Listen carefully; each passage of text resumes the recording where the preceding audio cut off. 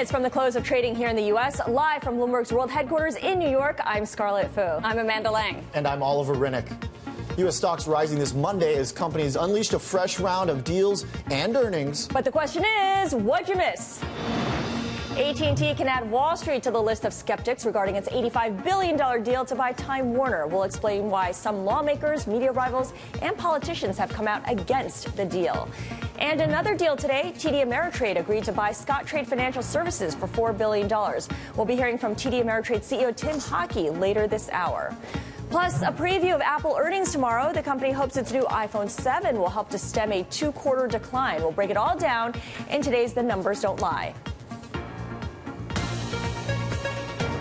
All right, as we head toward the close here, let's take a look at where the major averages stand. It has been a positive day here, echoing what has happened globally, really. Merger Monday igniting some enthusiasm. We do see one area of weakness in the S&P, and that is AT&T Telecom being dragged down by that big name. Time Warner also trading negative. But for the most part, you're seeing cyclical stocks doing extremely well here, and an upbeat view as we look forward towards Friday's GDP number. Let's go live to the Nasdaq now and check in with Abigail Doolittle. Hi there, Amanda. Well, we are certainly looking at a very nice rally for the Nasdaq today. In fact, the index is on pace for its best day in October. So really lots of strength here being driven by technology shares. We have the shares of Facebook trading at an all-time record high. Lack of fundamental catalyst there, but another top point boost, Amazon trading higher as Goldman Sachs has raised its price target by 14% to a street high of $10.50. Analyst Heath Terry expects the company to report an in-line revenue number for the third quarter. He's also looking for outperformance in the December quarter relative to e-commerce, basically saying that the risk-to-reward here is attractive on Amazon, a company that reports its third quarter Thursday after the close. Now, reporting its third quarter, or actually its fiscal fourth quarter tomorrow after the close, Apple shares are up an amazing 20%, more than 20% from the last quarter reported, which was a better than expected quarter. So to some degree, the bar has been reset here. Investors are looking for $1.65 in earnings on $46.9 billion in revenues and 45 million iPhone units to be sold. Now, a big crucial number here will be the December guidance. In fact, our team earlier today did speak to Sean Harrison at Longbow Research. And when he spoke to us back in August, he was very bullish, not just on the current quarter, but the December quarter, rightfully so. Again, the stock is up nicely, and he still expects strength here and for the December quarter to be a strong quarter driven by organic growth. But he did outline the idea that some investors are starting to get concerned around the March quarter. Trepidation even is a word that he used around the idea that we could see a repeat of last year, an overbuild around the iPhone 7. Basically, will the strength of this better than expected iPhone 7 launch propel into the next year? That's really interesting, Abigail, overlooking that seasonally strong first quarter and asking us to look to second quarter. What do you think it'll do to the stock? Well, great question, Amanda. And when we go into the Bloomberg and we take a look at G#BTV4498, this is a 5-year chart of Apple in aqua and Apple's revenue in orange, something similar that we've been looking at with Microsoft. We see a huge divergence. The last year when there was this sort of divergence, revenue actually shot up and the stock shot down in anticipation of the two-quarter decline that we have had this year. But interestingly, this is not a traditional use of charts, but toward the bottom of the chart, we have a white line of support around revenue. And it actually suggests that exactly what the street's looking for, a small decline in revenue in this quarter into the December quarter, and then perhaps a recovery in revenue. So the street could actually have this one right in terms of recovery around the iPhone 7 right into 2017. All right, Abigail, thanks so much. What'd you miss? Well, by now you probably know about AT&T's proposed $85.4 billion takeover of Time Warner. It's the biggest announced deal so far this year. Other recent deals that may have been overshadowed by AT&T include Rockwell Collins' H&A Group's stake in Hilton and TD Ameritrade buying Scottrade. Earlier today, Bloomberg's executive editor of global M&A, Jeff McCracken, talked to one of the most influential M&A bankers in the industry, Anu Iyengar, J.P. Morgan's head of North American M&A. In our Monday Deals report, Jeff asked whether we are in store for another big round of industry consolidation. In some ways, all of these deals have the same underlying theme, which is what is interesting, because they are all completely different industry sectors. One is media telecom, the other one is aerospace, the third one is real estate. But the common driver in all of them is the need for growth. And people are thinking much more creatively about growth. So in the case of AT&T Time Warner, you see a convergence between telecom and media, content and distribution. So people always talk about, I want to get the same content across multiple different distribution channels. And in some way, this deal creates the ability for the perfect feedback loop, because you get to get people's reaction from multiple different channels, TV, mobile, broadband, and use that in terms of content generation. Right. So it's it may be a little bit thinking out of the box, but in some ways, when you are in this type of market where you're really looking for growth, and that growth can be facilitated by both an robust equity capital markets as well as robust debt capital markets, and you're able to deliver that through non-traditional combinations. We've talked about, you and I have talked about this convergence theme a lot. Right. And you see that really across multiple different industry sectors, where people are no longer thinking about horizontal deals and instead making bolder moves in terms of vertical integration, and this is one such example. If you look at it, most of the other media company stocks have been up since Friday and a little bit today, and so there's a lot of questions, and appropriately so, has the bar been raised in terms of what does it mean for scale? Right. And what does it mean for having a complete product suite to deliver? And I think AT&T has done exactly that, is that they've raised the bar. So one of the deals that got announced this weekend that you worked on was the HNA deal, buying 25% stake in Hilton from Blackstone. Yeah. HNA, so they've done a number of deals now over in the United States. They're a Chinese-based company, but they bought, was it Carlson Hotels last year, and took a stake in, I think it was Red Lion. Yeah. You know, what is their view of the leisure space of what's going on in the United States? So HNA is an interesting company, and they are in some ways representative of what a global company is today. They are a Fortune 500 global company. They happen to have their origins in China. In fact, you know, they have 200,000 people, and the people are distributed kind of a third in Asia, a third in Europe, and a third in the U.S., right? So the origin is in China. And when you look at what the China market represents in terms of tourism and hospitality, it's 120 million people. And last year, their spend was approaching $300 billion.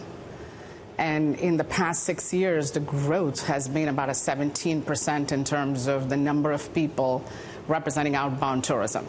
That's a huge opportunity. And when you look at how penetrated it is, it's still a very small percentage of what you would see in terms of the tourism market in the Western Hemisphere. Right. Have the Chinese in general, not just HNA, but have the Chinese in general gotten better, if you will, at M&A? Because we've seen this huge burst, if you will, of outbound deals, both into Europe and into the U.S. by Chinese companies. Have they, you know, figured out the cultural elements or the financial elements better than they had a few years ago? I think there's a little bit of a divergence between companies like HNA, who've done a lot of deals, versus a first-time acquirer.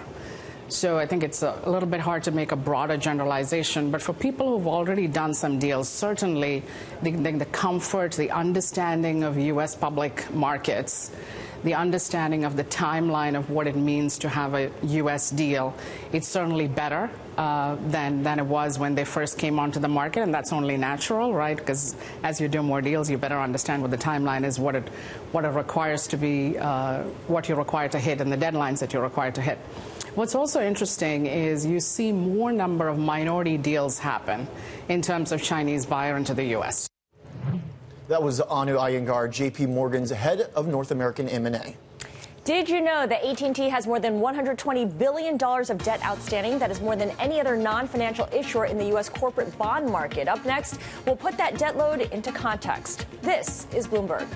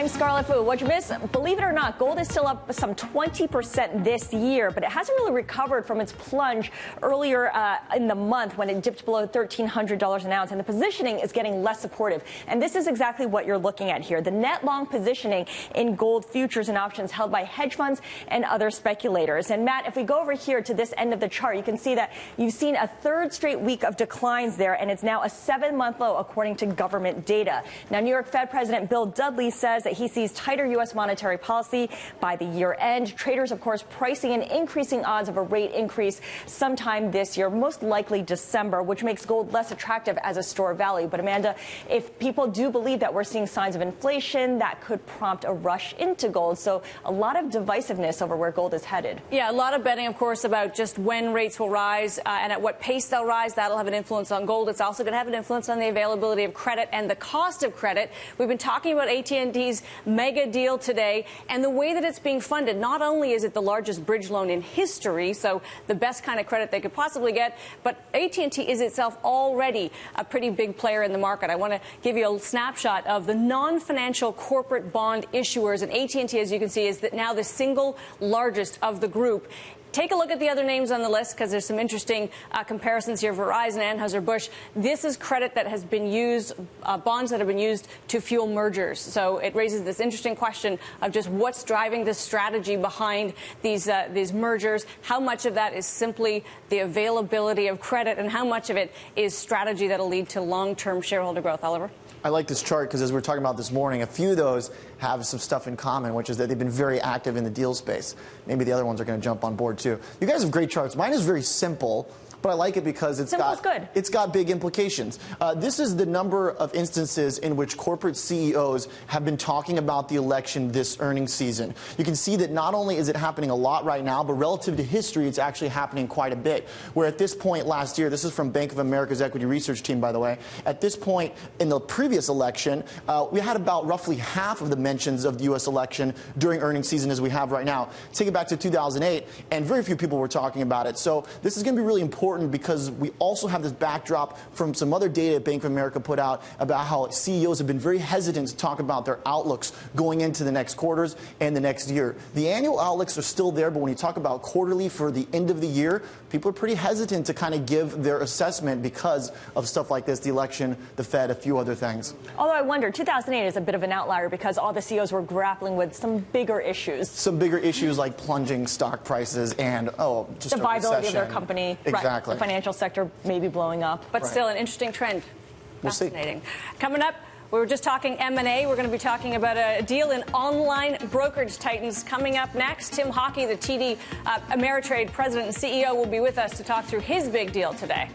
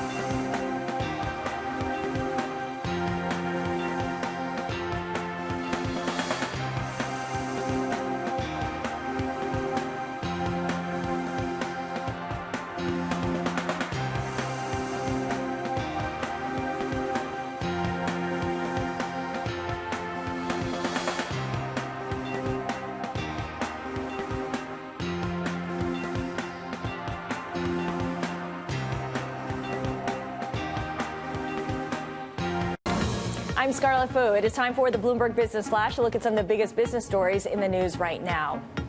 That phony bank account scandal is hurting Wells Fargo. A new study by management consultancy firm CG42 finds that 14% of existing customers have decided to leave the bank.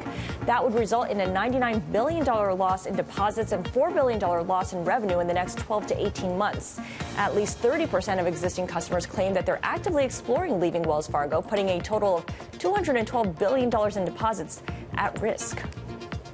Muddy Waters says St. Jude Medical's defamation lawsuit over the short seller's reports questioning the safety of some pacemakers is an attack on free speech rights. The fund and others named in the suit say that research backs their claim that the devices are vulnerable to hackers. St. Jude claims in its lawsuit that Muddy Waters lied in the reports for financial gain. Buick, the 117-year-old General Motors brand, is the first U.S. car unit to crack the top 3 in Consumer Reports' reliability rankings. Buick trailed only Toyota's Lexus. Tesla's Model S sedan recovered its recommendation after losing it last year. Nine West Holdings has a holiday reprieve. Senior lenders are said to have agreed to lift a loan restriction to give the footwear chain breathing room to get through the all-important holiday shopping season. That's according to people with knowledge of the matter who declined to be identified. The company has reworked a $275 million credit facility by removing a debt covenant that was limiting how much it could access. And that is your Business Flash update. What you missed? Well, activist investor Jonathan Litt, who's known for targeting real estate companies, is once again making waves. This time he's got his sights set on high-end mall owner Taubman Centers. Take a look at inside my Bloomberg. Taubman's stock has underperformed the Bloomberg index of regional mall owners and the broader REIT market this year. Scarlet? Litt, who's the founder and CEO of Land and Buildings, wrote an open letter to Taubman board members and shareholders following the company's move to shrink the number of board members, directors on the board, to 8 from 9, saying it was an attempt to stifle shareholders' voices. I spoke with Jonathan Litt earlier today. They haven't responded yet, as far as I know, since I've been in here. But it clearly, they knew we were coming. We started our engagement in June. This board member resigned. They shrank the board, one less seat available for election. They can't shrink the board pursuant to their charter. So they're in violation of the charter, which is problematic. Okay, so you've been urging for responses, for change from Taubman. I wonder what kind of response you've gotten from other shareholders, then, notably Vanguard and BlackRock, which are mainly passive index fund investors and are 2 of the biggest investors in the company. Did you reach out to them? Well, typically Vanguard and BlackRock will get involved if there's a proxy contest. Right now there is no proxy contest, so reaching out to them, they don't want to talk about a company unless they have to deal with a vote. But I suspect if this goes in that direction, that we would be engaged with them. Is there an effective way to get these passive investors engaged earlier on corporate governance? No, I think they do a very good job once proxy contest has started of evaluating the merits of the nominees that both sides put up. And given the horrendous corporate governance practices of this company really over the past 20 years, I think that there's a very compelling case for change in the boardroom at Taubman Centers. Now, I mentioned that you had said that you see tremendous opportunity in the stock. If you look at Taubman stock, it's now trading in the low 70s, which is in line with its average price over the last 5 years. As recently as August, it was trading at $81. Where should it be? We think the net asset value of the company is 106, and that's in line with most Wall Street analysts' expectations. And so there's a tremendous amount of upside. If you read the research reports, many of the analysts tag the discount on poor corporate governance, as amongst some operating issues as well. Now, in terms of operationally, what they could be doing better, Taubman Center has 24 malls across the U.S. It's expanded into China and South Korea. Do you think the diversification to Asia was the wrong move, or was it just bad timing? Right. So in the mall industry, these are the best malls in the United States. These are the most high-end, the highest income earners around these malls. These malls have been doing very well just in terms of growing earnings, and we think they're going to continue to. The expansion into Asia is 11 years. This is the first time we've had assets up and running and available for lease. Investors are unhappy with the expansion into Asia. They want to own these U.S. malls. They don't want to own the Asian malls. If investors want to own Asian malls, they could buy a company in Singapore or a company in Hong Kong that owns those malls. I think that the South Korea asset will be a great success. The China ones, the verdict is out. It just shouldn't be paired with the U.S. assets. Correct. Very similar to when we were involved with MGM, where we said Macau is great. If we want to buy Macau, we could buy MGM Macau. But if we want to buy Las Vegas, we want to buy MGM US. Now, you talk about the U.S. assets being very valuable, but as we know, America overall is overstored, overmauled. Taubman has managed to be a little bit insulated from that because they target high-income properties, high-end shoppers as well. Is that going to catch up with them, you think? I think that if you're going to buy a very high-ticket item, you're going to go and you're going to want to try it on. Whether it's, $700, $800 pair of shoes, a Tesla car, an Apple computer. People want to go and they want to feel, they want to touch, they want to try it on. And there's just not that many of these malls in the U.S. The retailers want to be in these malls because they know they're going to get the shoppers coming to them because of the productivity within the centers. Now, you have more than 2 decades of experience in real estate, first as a sell-side analyst and then as a real estate-only activist. What do you think people get wrong the most when it comes to investing in real estate? Get wrong the most? I think that people look at it as a dividend yield, and it's not a dividend yield, and it's not a bond substitute. REITs are growing their earnings, they're growing their dividends, and the stocks go up because of those factors. They're not bond substitutes, and in environments like we're seeing right now in the REIT market, where the stocks are going down because interest rates are going up, that will pass. We've seen this happen over and over again over the years. That will pass. The stocks will come back to their underlying net asset value in the next, some period of time, probably by the end of the year, as investors realize that this is not a bond. It is a cash flow growing, dividend paying machine. And that was Jonathan Litt, founder and chief investment officer of Land and Buildings. Of course, when you look at what's been going on today in the markets, it's been a blowout day for deals and a blowout month as well. Take a look at the Bloomberg MA function. I have it here on my screen. And what you can see is that so far this month, there's been $455 billion worth of deals announced, roughly 60% of that in North America. And that's up about 50% year over year from the same time last year. 20% of that was done in Asia. The largest of the deals is the one that we were just talking about earlier, Time Warner and AT&T. AT&T's purchase of Time Warner valued at $107.1 billion in cash and stock, twice the size of the next biggest deal, which is British American Tobacco buying Reynolds. And if you look at a chart that highlights the kinds of moves we've seen, what you'll see, of course, is that the number of deals has dropped off. That's the green line. But the blue bar shows that the value of the deals has increased. So while there aren't as many deals, they're much bigger in value. Yeah, it's amazing to see, the Philips deal the Reynolds deal be overshadowed by the AT&T. The sheer size of these deals increasing. You get the sense that these vertical deals are going to increase, and they tend to be larger, maybe less strategic, but definitely larger. Like you said, the cheap credit has a big part of it, has a big role. See a lot of that momentum kind of picking up in different sectors. And I feel like for Q4, which on the year is typically kind of a quieter year, obviously, this is a pretty big boost. I mean, we just started the quarter, and as you're just showing on MA, I mean, this is a pretty nice start to a year that otherwise was a little bit quieter at M&A at the beginning, but is now picking up. All right, the market close is next. Take a look at the major indexes with less than 4 minutes to go before the close. This is Bloomberg.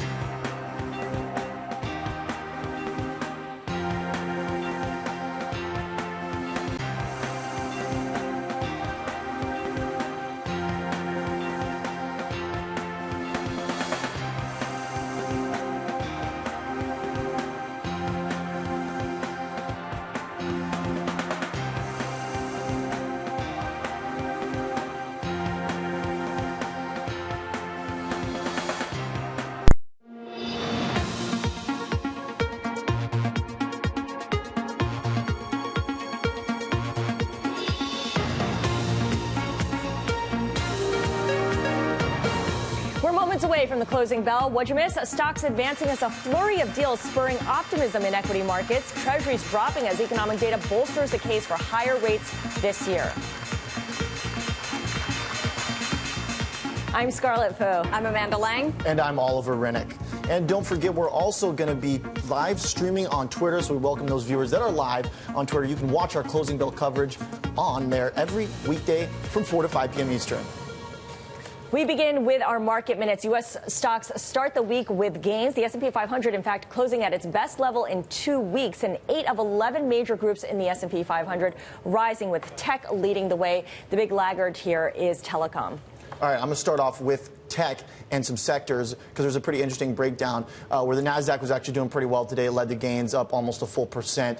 Infotech also doing pretty well up there, about 120 basis points, leading the rest of the market. Telecom down, obviously, there's only a few there, and AT&T a little bit in the red, that group down on the day. Moving over to a couple interesting stock picks that I saw that were moving around a little bit. Coca-Cola volume was really high today. It was actually one of the most highly traded stocks in the market. Boeing had some pretty interesting options activity. We look at some of the open interest there was pretty high. And Coca-Cola was actually also trading at a 2 standard deviation move above its average. PayPal also down on some pretty big volume. It was down even more earlier. So a little bit of activity there on those 3 stocks. And then finally closing it out with volatility in general because the VIX just keeps going lower. We're now below. Well, I guess we closed right at 13. So now we're pretty much where we started the month. Volatility going down, starting to fade away a little bit. All right, well, speaking of some volatility, take a look at some intraday on government treasuries. Here in the U.S., a reaction to very strong manufacturing gauge today, hitting a 1-year high. Looking ahead to the end of the week, and new speculation about what and when the Fed will move. And you can see the U.S. 10-year falling. Over, though, Spain and Portugal. Check out these 10 years gaining today as a bit of a kind of a risk-off appetite hits the market. Some government political risk taken out of the equation. And in the case of Portugal, reaffirmed by DBRS as investment grade, that, of course, the only bond rating agency still to have those government treasuries as investment grade. Would have been a bit of a disaster to go to junk there. So some relief in the market in Europe, and you have seen that elsewhere as well in terms of a little bit of a loosening of the risk. And let's stay with Europe and take a look at the euro. It is holding near a 7-month low versus the dollar as policy divergence between the European Central Bank and the Federal Reserve widens. You could see there for the year to date, it is down, or I should say it has pared its gain to just 0.1%. I'm also paying attention to emerging market currencies. The real earlier, at least, was rallying. It still is. You can see there the dollar losing value against the Brazilian currency after President Michel Temer rallied support for a bill to cap spending. There's also a lot of anticipation of dollar inflows. I included the Chinese offshore yuan because it weakened to a new record low. The next level to watch for is 6.8. At the same time, there are increased signs that investors are taking more money out of the country, so that capital flight continues. And at the same time, Bitcoin is up by almost 3%. China accounts for 90% of Bitcoin trading, and Bitcoin is now at a 3-month high. We might be seeing more Chinese demand for Bitcoin as that capital flees China. All right, a quick check here on natural gas because 2 things are going on here. It's falling here to a 5-week low. That is hurting a lot of folks because there was a sense that natural gas was actually we're heading into the cooler weather. It was time actually for the shorts to back off, which they did at exactly the wrong time. So interesting look at the 1 month on natural gas at new low levels. May not hold here, but the bears maybe move too fast. Those are today's market minutes.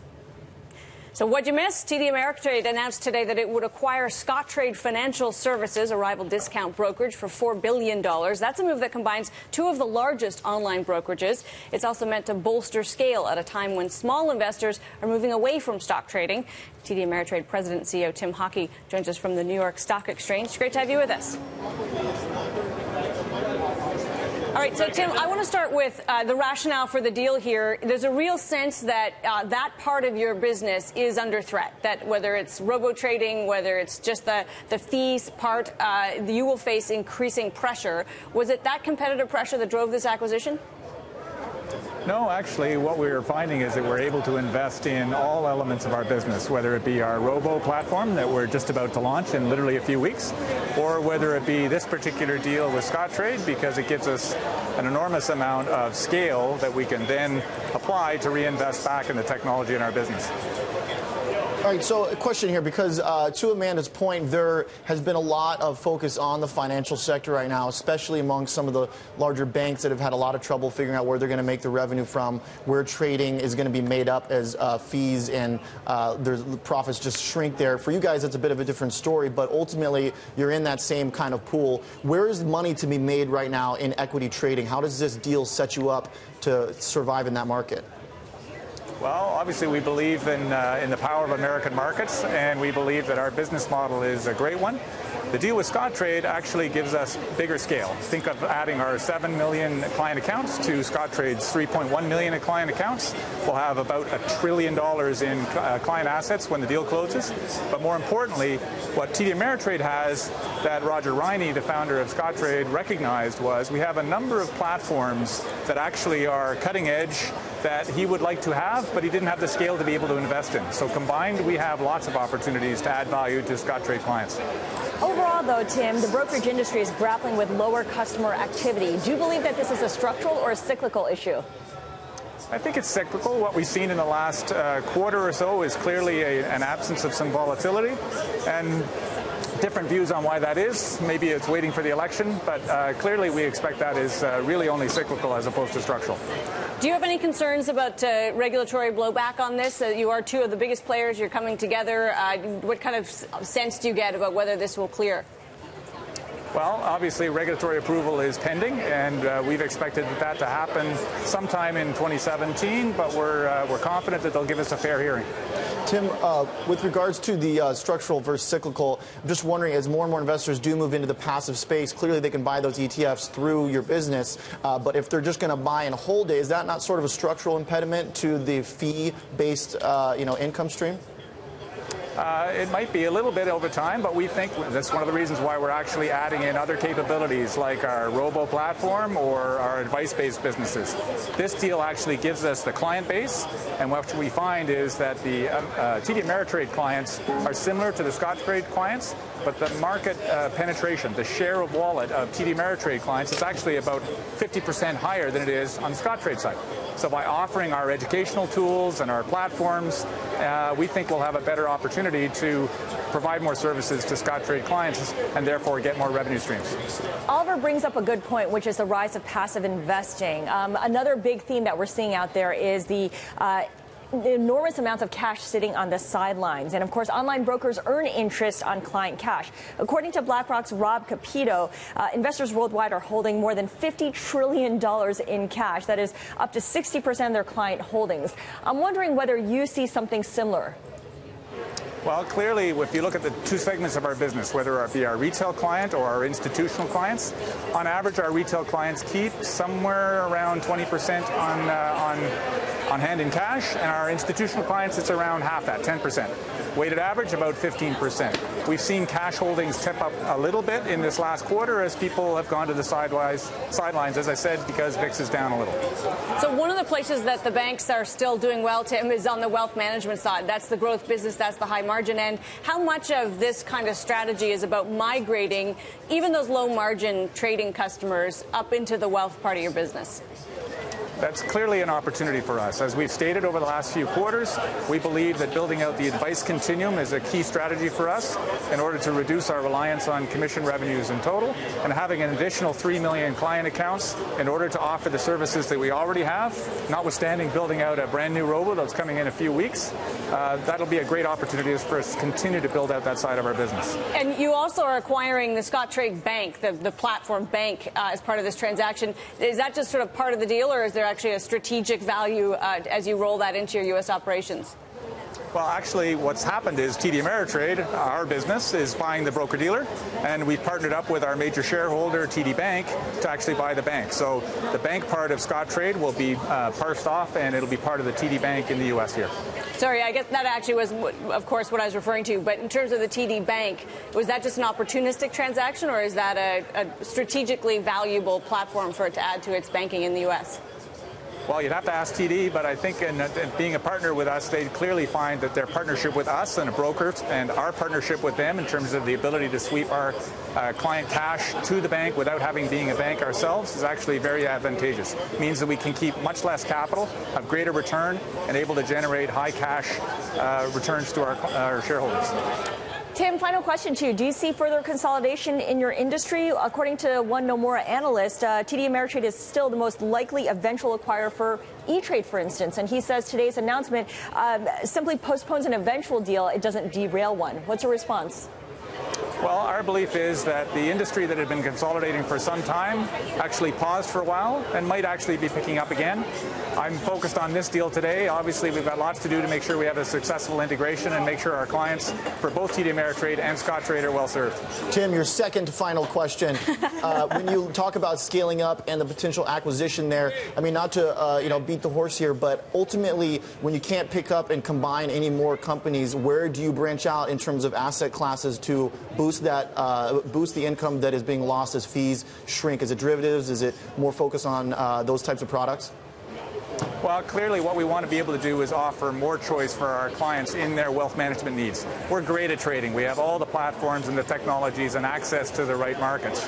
Where we have a bit of a gap that we're building out is that we're continuing to monetize on those assets advisory-based products. So as I said, we build out our robo, and then from there we've got some higher-end gaps to fill out over the next little while. We see lots of growth opportunities going forward. All right, we're going to leave it there, Tim. Great to have you with us. Thanks for having me. Tim Hockey, TD Ameritrade's president and CEO. All right, we have some breaking news on Visa reporting fourth quarter earnings, fourth quarter adjusted EPS of 78 cents, beating the average analyst estimate of 73 cents. And operating revenue of $4.25 billion, just over $4.25 billion, $4.26 billion, is right in line with what analysts were looking for. Still, that does represent a 19% increase in top line growth. And looking back on the EM function on the Bloomberg, that looks to be the fastest pace of sales growth since the third quarter of 2010. Nevertheless, Visa is down right now in after hours trading by 1%. We'll continue to go through all of this, but the full year outlook might be one reason why. The full year outlook has a foreign currency effect. There's a negative foreign currency effect of 1.5 to 2 percentage points. That's going to be a factor as it obviously big expansion areas such as Europe, but operating margins of 64%.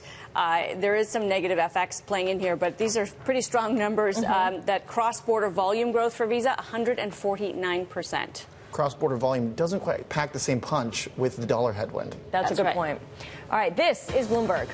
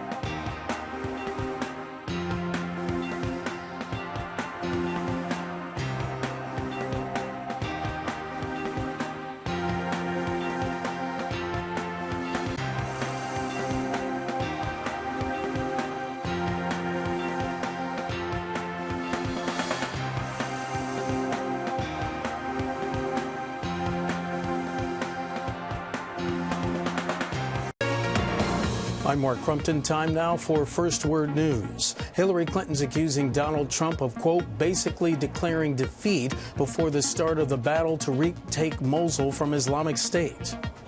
He tweeted that the new effort underway to push the terrorists out of the key city of Mosul is already, and I quote, a total disaster, and that our country is, quote, looking so dumb.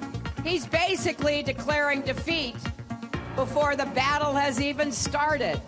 He's proving to the world what it means to have an unqualified commander-in-chief. The U.S.-led coalition's offensive to retake Mosul from Islamic State is now in its second week. It involves more than 25,000 Iraqi troops and Kurdish forces. Donald Trump is pledging to, quote, stand with the men and women of law enforcement. He says they have, in his words, not been appreciated by the current administration. Trump addressed about 24 law enforcement and rescue officers, saying that while, quote, every profession has a bad person, too much was made of isolated incidents of police misconduct.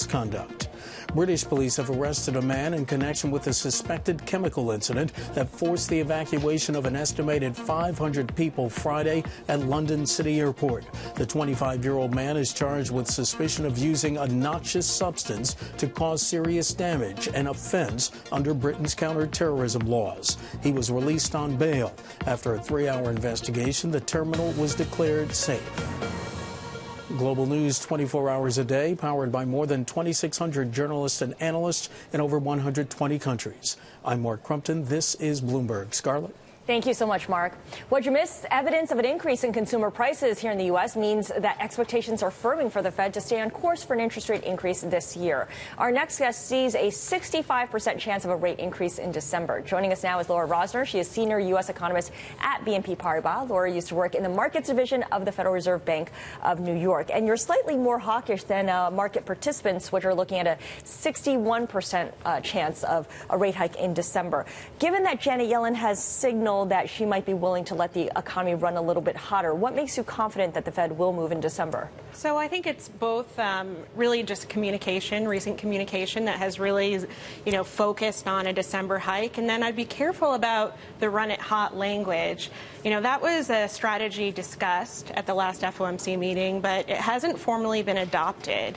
And I think that basically the Fed's doing a blend of kind of trying to run it hot, but moving near term with gradual increases. So it doesn't preclude an increase in December. If you look at their path, 2 hikes only in 2017 with an undershoot of unemployment, I mean, that's a pretty easy monetary policy stance. Is running hot and the discussion of running hot more sort of a semantic way for the Fed to feel comfortable without really changing anything and making the hard call of a hike, or is there some sort of identifiable goals associated with that or changes to their method that we can actually see that they can deliver? I think that running it hot would mean basically allowing an overshoot on inflation, and it would mean projecting an overshoot on inflation. And right now, that's the missing ingredient in the Fed's forecast. They have an undershoot of the unemployment rate, but absolutely perfectly target inflation. So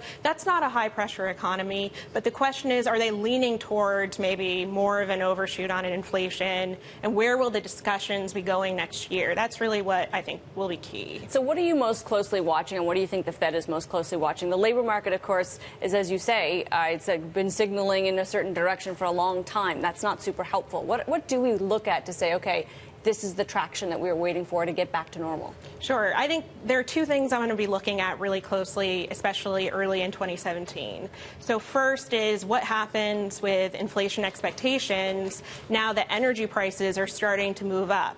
I mean, we know that they capitulated to the downside when energy prices collapsed.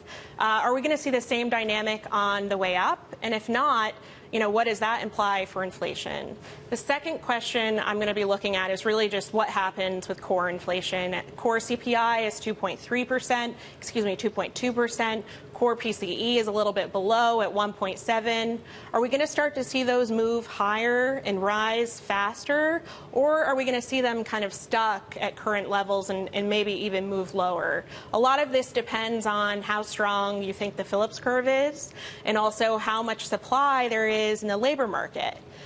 So the second thing I'm really going to be watching is the participation rate.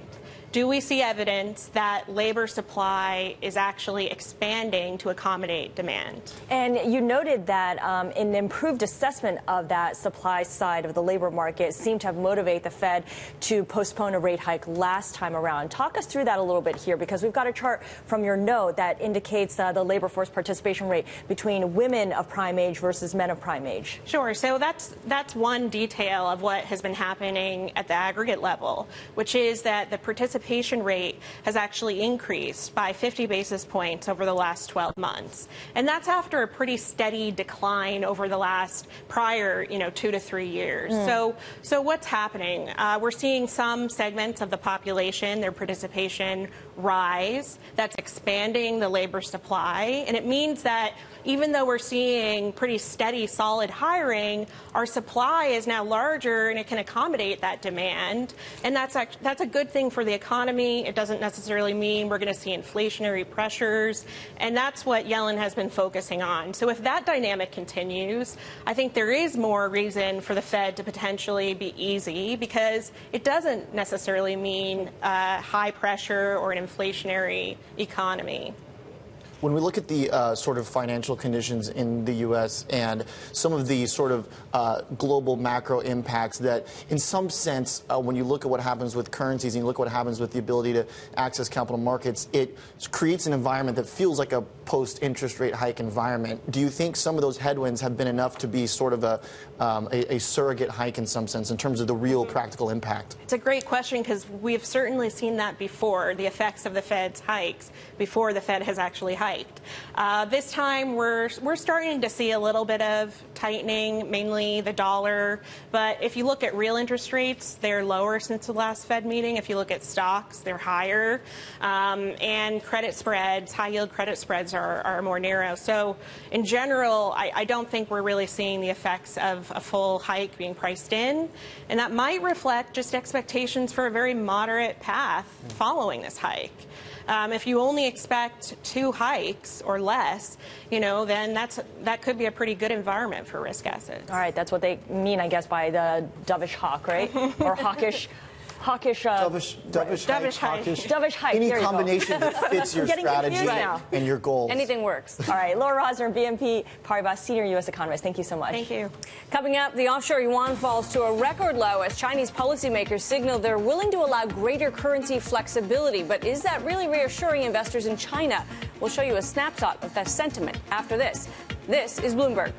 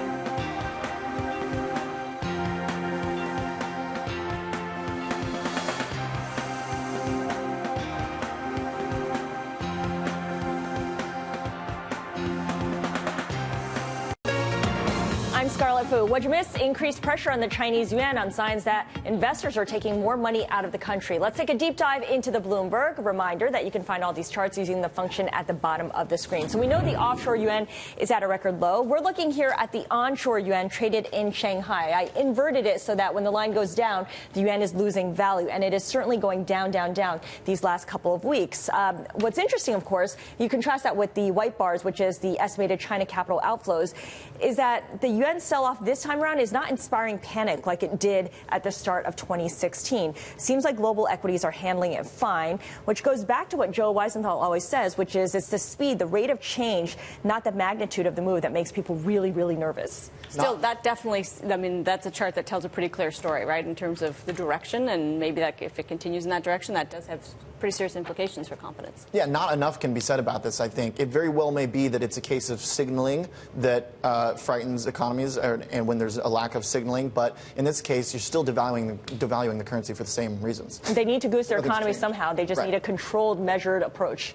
All right, I'm going to look at also some stock-related stuff. I'm actually going to check out what's happening based on market cap. This is a great function on the Bloomberg to go and look at what's happening in terms of comparing indexes. So I'll just run through it really quick. This is basically your RG function, relative graphs. So I'm looking at the S&P in the white line. These two lines right below are ratios between the S&P 500 and the orange being mid caps and the yellow being small caps.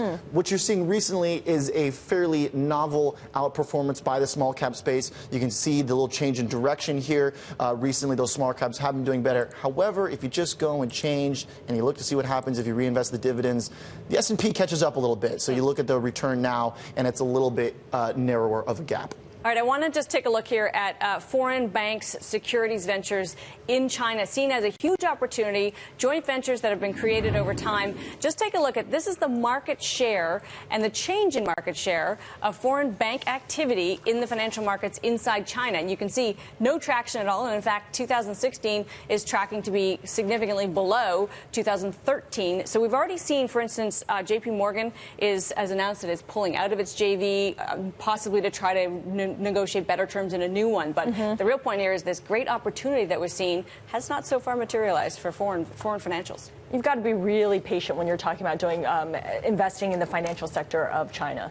Well, and if you're China, it's pretty easy to say, what's in it for us? Right. So all the control, all of the opportunity, why share any of the profit? I clearly missed the memo on the China-related charts, but there's large caps and small caps in China, too, so I'm covered there. You'll be back with more, right? It's been a busy day, but the question is, what'd you miss? Apple reports earnings tomorrow. We'll focus on iPhone sales. This is Bloomberg.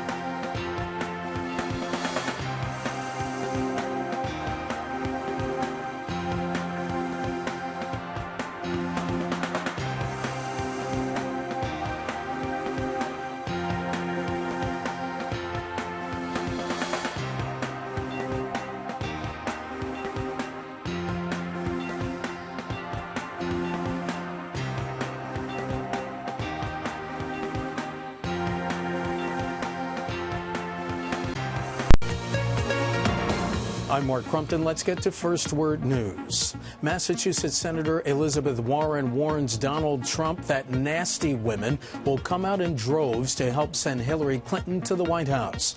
Warren joined Clinton at a rally today in Manchester, New Hampshire. Get this, Donald. Nasty women are tough. Nasty women are smart. And nasty women vote. Senator Warren said Mr. Trump thinks because he's wealthy, quote, he can call women fat pigs and bimbos. She said nasty women have really had it with guys like Trump. Mr. Trump suggesting Democrats are making up, quote, phony polls. He tweeted today the polls were created, again quoting, to suppress his support. He didn't provide any evidence for his claim. Most polls show Trump losing nationally and in key battleground states. In Oklahoma, a manhunt continues for a suspect in a double homicide who also wounded 2 police officers. Their injuries are not considered life-threatening. Authorities say one person was arrested, but a second suspect, identified as Michael Vance, allegedly stole a patrol car and remains missing. North Korean officials criticized efforts by the United Nations to strengthen sanctions following the latest missile launches and nuclear test in September. Officials told the Associated Press the proposed sanctions are, quote, criminal documents, and they accused the United States of orchestrating the punishment.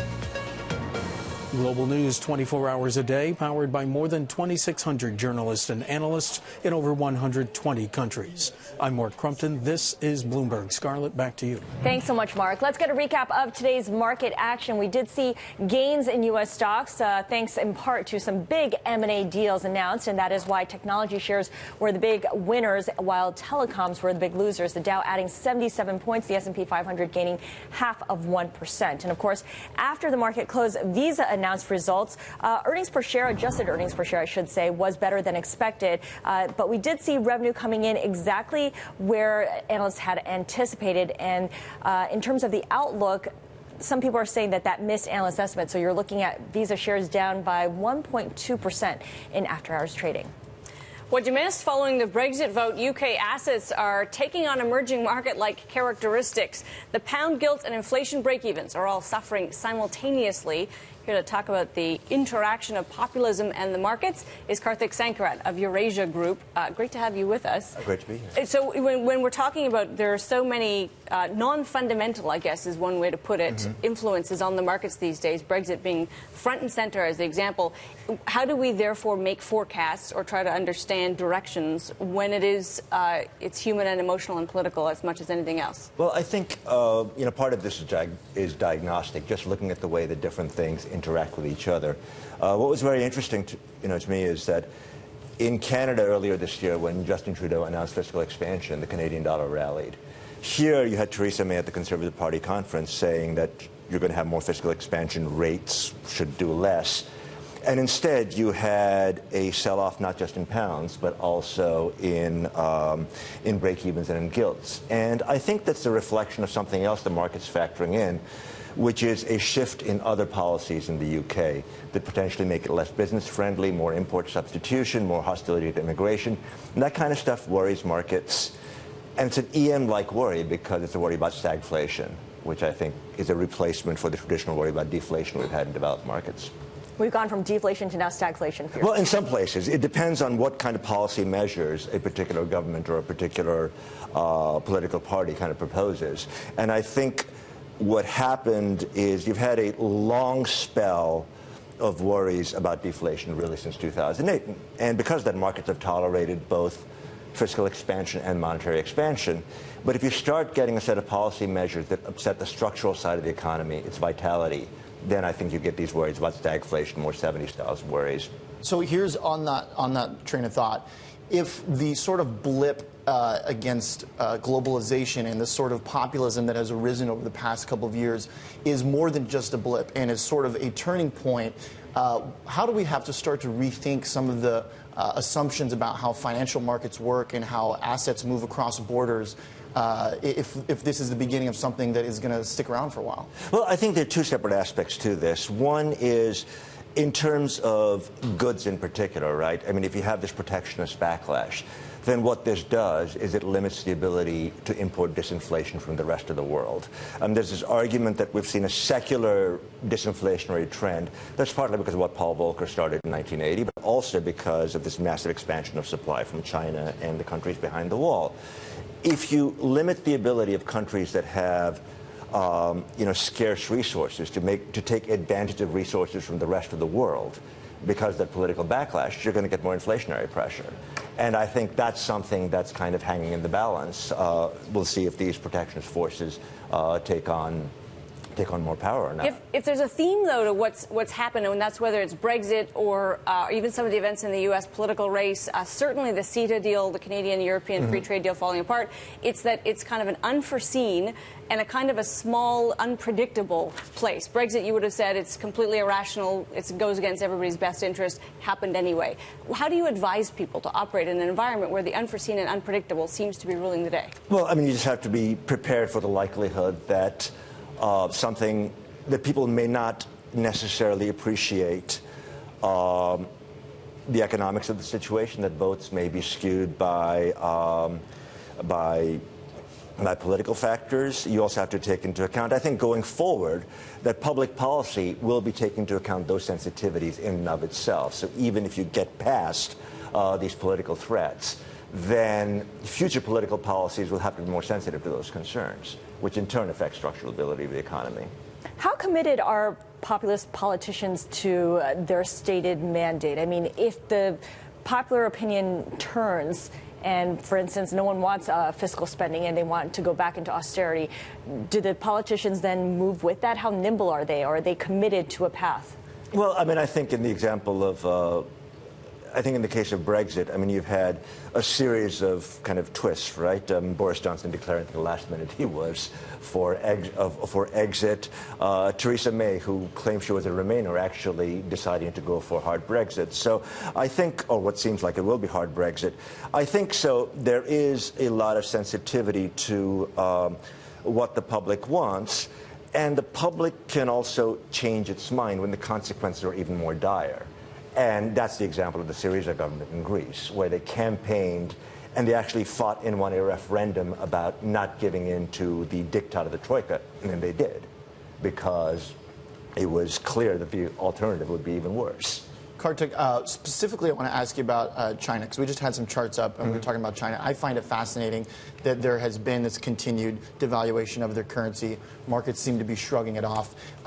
What is behind that? It may not be particularly anything geopolitical in essence, but there is something there to be said about the signaling methods of the central bank, how they go about devaluing the currency. What do you sort of make of the fact that markets around the world haven't had the same reaction this time around? Well, I think I heard you mention, Joe, earlier that it's partly a function of the pace rather than the direction. I'm also not sure I would characterize this as a devaluation per se. I think what we're witnessing is the renminbi becoming a more normal currency, and what you would call this is really depreciation if it happened to anybody else. So kind of being more responsive to market forces is something they said they were going to do.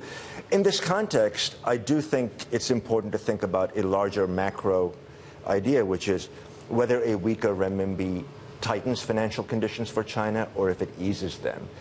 And my own view is that, on balance, it's much more likely to ease them, because the things that might have caused it to tighten financial conditions are in the past.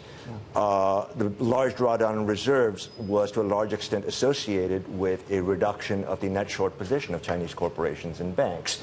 So that vulnerability to a weaker renminbi has abated.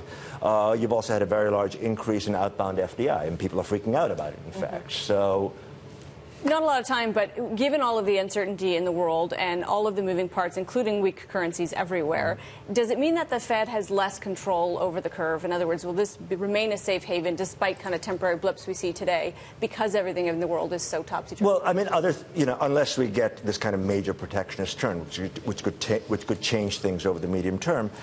But I think the Fed's also made it, I mean, there's a couple of things the Fed has made it clear. One is that it considers the dollar a significant part of U.S. monetary conditions. It's willing to put numbers on it. Brainerd says 10% in the currencies, 1% in rates.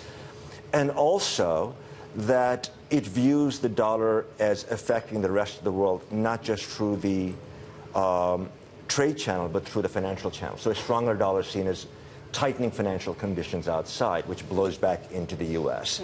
So I think all those factors kind of feed back into this kind of dovish hike rhetoric that we were talking about earlier. All right, we're going to leave it there. Great to have you here. Thanks a lot. Great to be here. Sankran, Eurasia Group Director of Global Strategy. Coming up, Apple CEO Tim Cook getting set to report quarterly earnings tomorrow. The focus will be on the iPhone. We give you the numbers behind Apple's most important product. This is Bloomberg.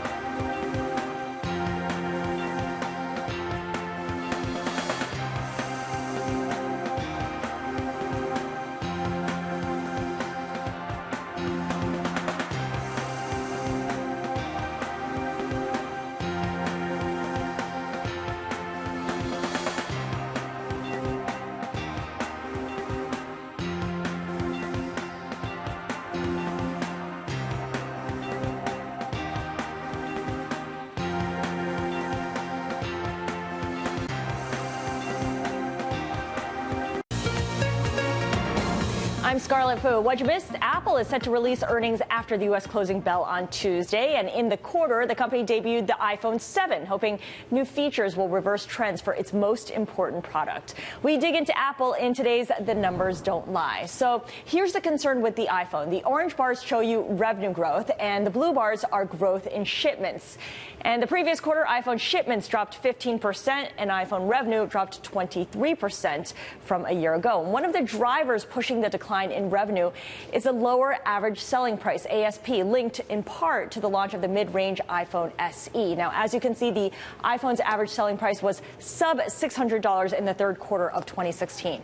Now, to understand why investors fixate so much on the iPhone, you only have to look at Apple's full-year revenue breakdown. The iPhone, which is that huge orange slice, makes up 2/3 of the entire company's revenue. Certainly, Macintosh, the next best performing category or next most important category, is only 11%.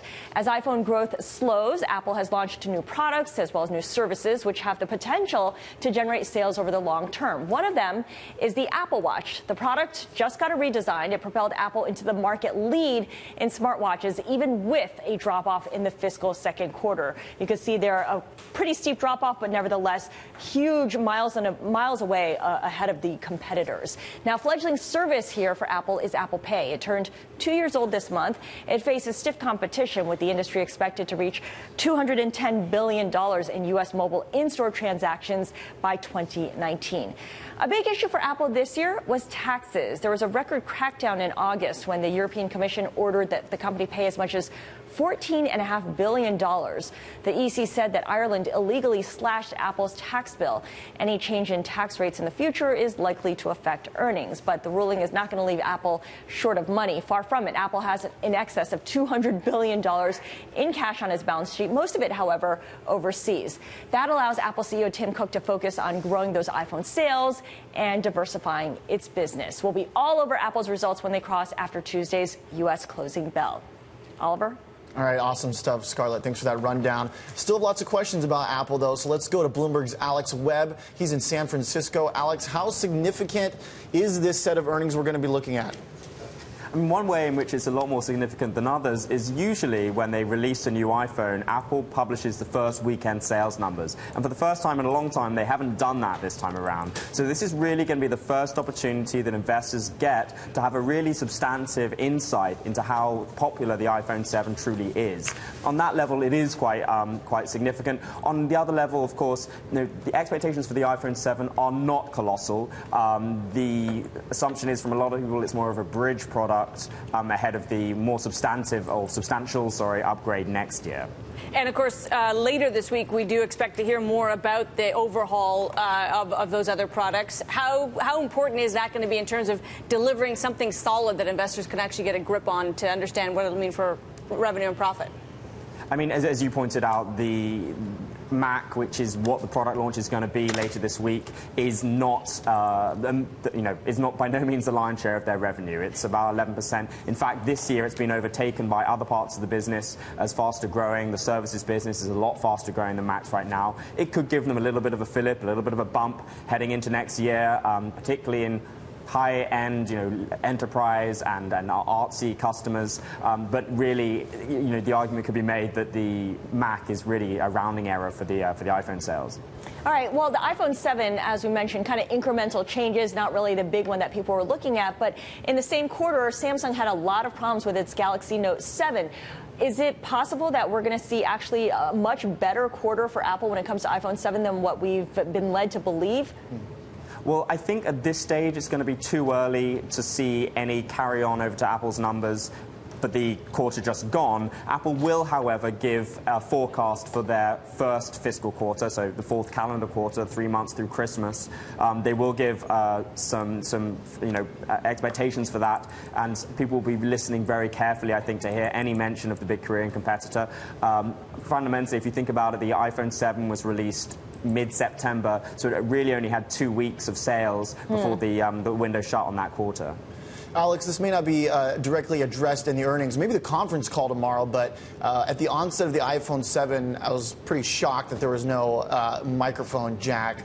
Mark Gurman, I think, has proved me wrong that people don't mind. But are we going to get some input on maybe why people are buying the iPhone? Is it going to be some of the newer adjustments they've made, or is it, as you say, sort of prepping them for whatever the next stage is? I think fundamentally there's going to be a lot of expectation that it's to do with just cycles of when people's phone contracts are coming up for renewal. I know a lot of people I know anecdotally who said, well, I want to get a new phone and the iPhone is probably the best out there and I guess I'm just going to have to suck it up and deal with the lack of a headphone jack. That's really, I think, the gamble that Apple has made as well, that, if the alternative is an exploding Samsung phone or something from a Chinese competitor, which you don't have the confidence, perhaps the long brand relationship that you have with Apple, people are more willing to make those sacrifices. All right, not a ton of time, but one closely watched place is services revenue, of course, high margin part of the business. Are we looking for anything big there? I think Pokemon Go is going to be interesting here because that will have driven a certain amount of growth there. It's been growing about 20% year on year in each quarter so far this year, and Pokemon Go will likely have helped it do that. Yet again, although it's high margin, the real kind of selling point of the services business is not the revenue that it itself generates, but the way it makes it harder for you to turn in your iPhone for something made by a competitor. If you've got all of your music and all of your contact data and all of your iCloud stuff hooked into iOS, then it's very hard to then try to pull all of that out and download it onto an Android. And that's really why this services stuff is so important. You're trapped, Oliver. I am trapped. Hey, I've got the old Samsung, and I'm sticking with it. All right, Bloomberg's Alex Webb, thanks so much. Good luck tomorrow. Coming up, Trump's new approach to a common campaign trail theme. We'll tell you about his latest accusations. This is Bloomberg.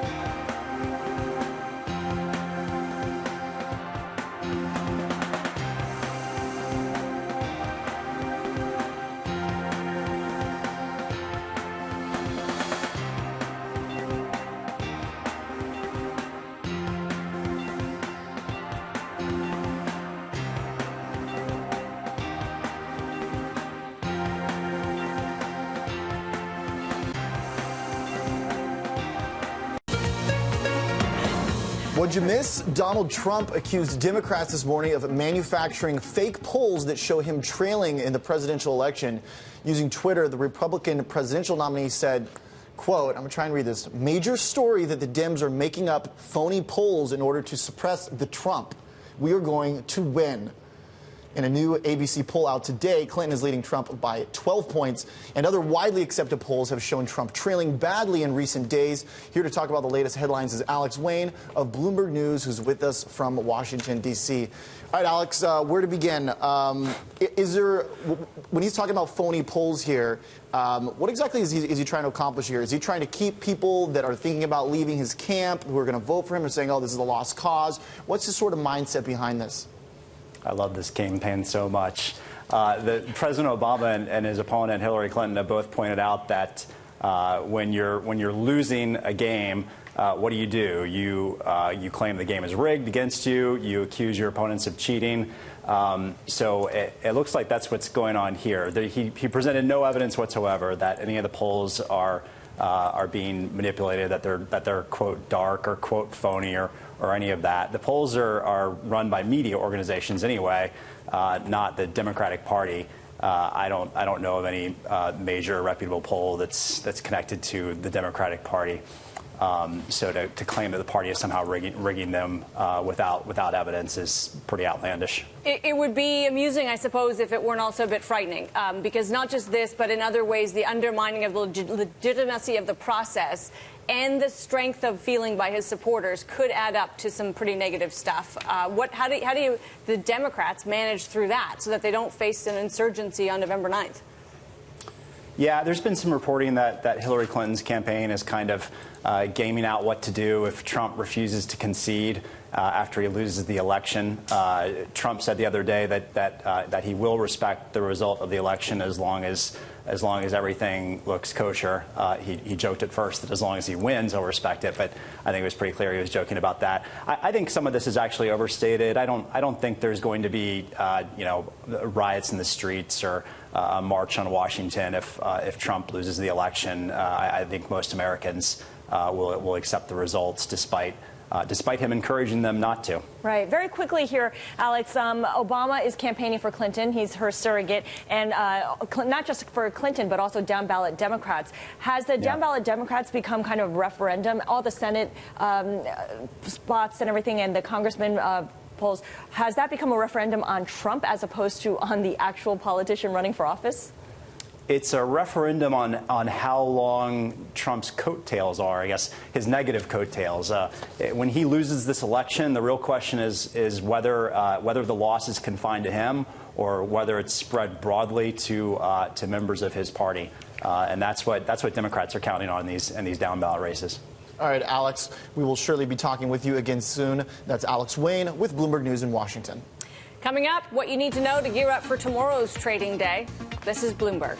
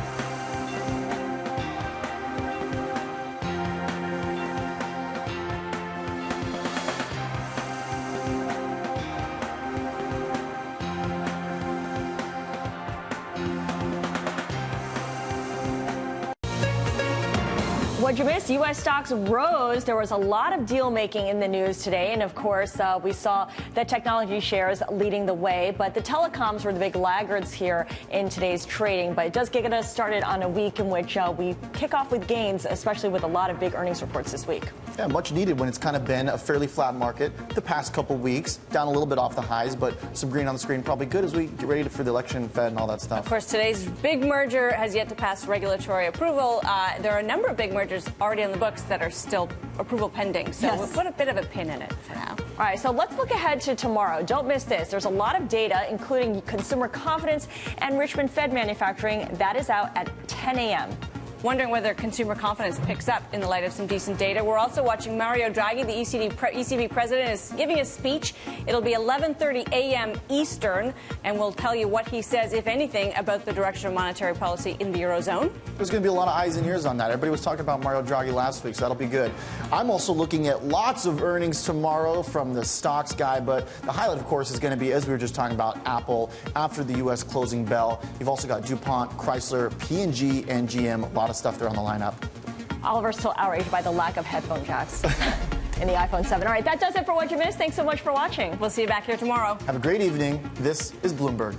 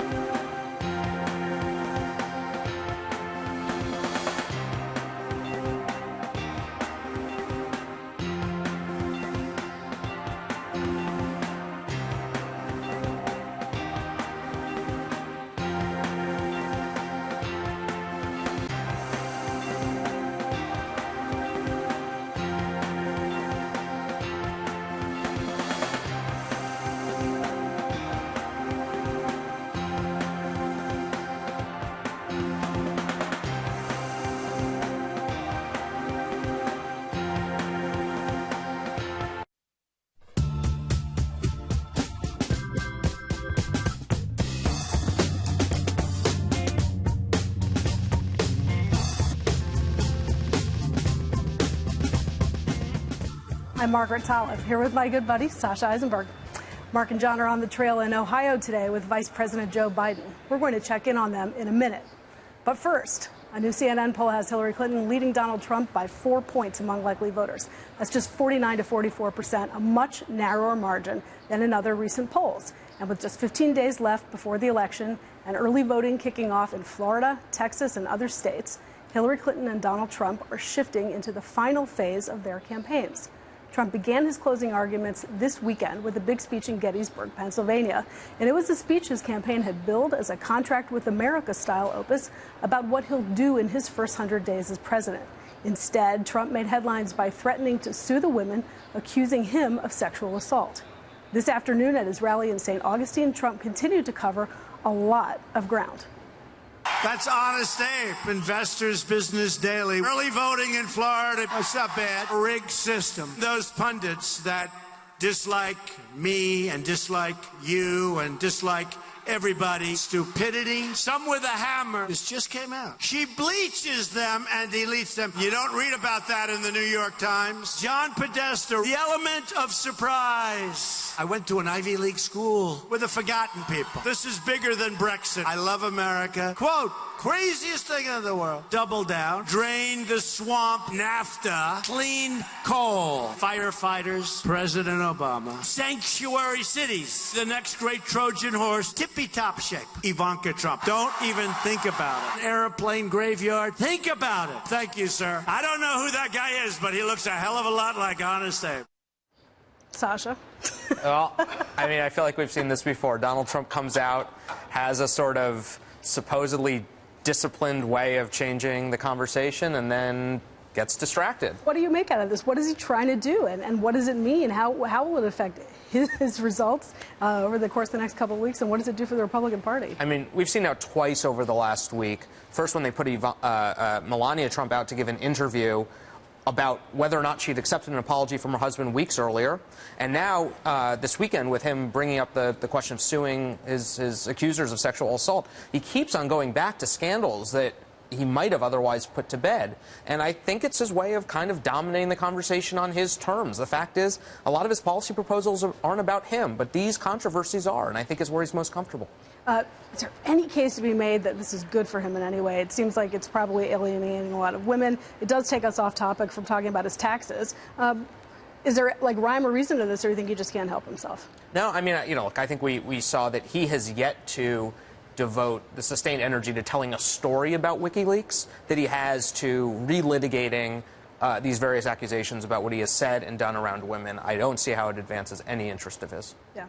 I think that's probably true also. And I just wonder, you can see Republicans really wringing their hands because there's the concern that it affects them as well. I mean, do you think that that bleeds over, or do you think that there's some case to be made that he can be separated from the rest of his party? I mean, if there's any consolation, it's that Republicans like Paul Ryan, who disagree with him about immigration and trade, aren't having to answer for the fact that he said that in his first 100 days he would push legislation that they wouldn't want to vote for. Beyond that, I don't really see what any advantage is given. Yeah, no upside. I agree. Yeah. Very little upside. Meanwhile, Hillary Clinton was campaigning today with Senator Elizabeth Warren in New Hampshire, where the Democratic nominee offered a taste of her message for these final weeks, and then tossed her party's Senate candidate, Maggie Hassan, a very special shout-out. I think this election is going to turn on who is motivated to vote. So we need each and every one of you to do everything you can to make it clear to everybody you know that our future is at stake.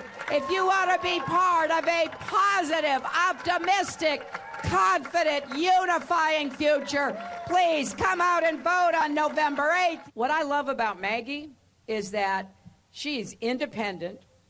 She knows how to find common ground and how to stand her ground. And that is exactly the kind of leader we need in the United States Senate. And for the past few days, Clinton and her super surrogates have been actively focused on helping Democratic candidates who are running for House and Senate seats. Here's some proof, courtesy of our friends over at Morning Joe.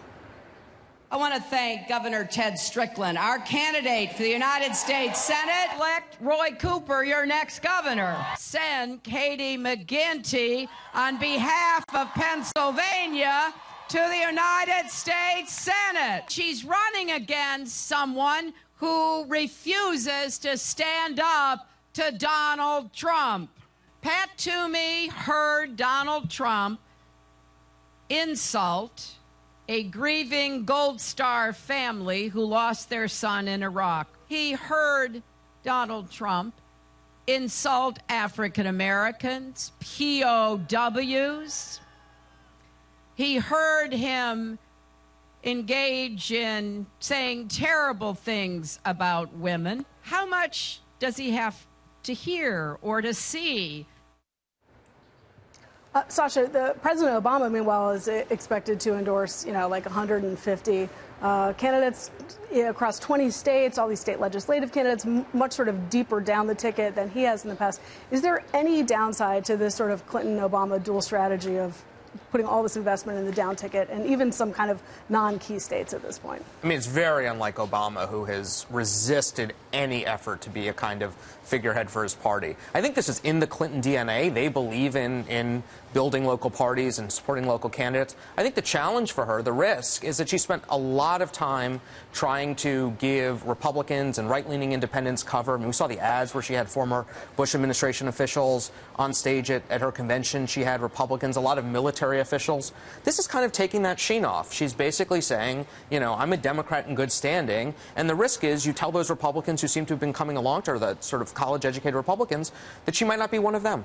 It's a little bit of mixed messaging, although I think, to me, the sort of flip side of the argument is that if there's a situation where it's a close race at all, where Donald Trump contests the results of the election, the stronger and the broader and the deeper a sweep that she's able to have gives her maybe a little bit more ammunition. Maybe that's what she's doing. Yeah, I mean, I think that this might be the sign of somebody who's willing to torch a few points in her margin in exchange for the benefits that come along with a Democratic Senate and some party building in parts of the country where Democrats haven't had a few good cycles. And like you can do that with a 12-point margin, not a 5-point Yeah, margin. I think that's We'll see an about face in the last week if it's a 2-point margin. I think that's absolutely right.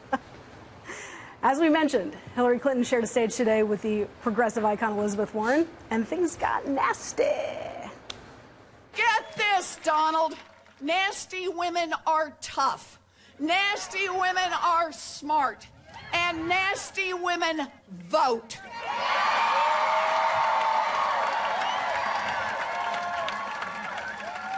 And on November 8th, we nasty women are going to march our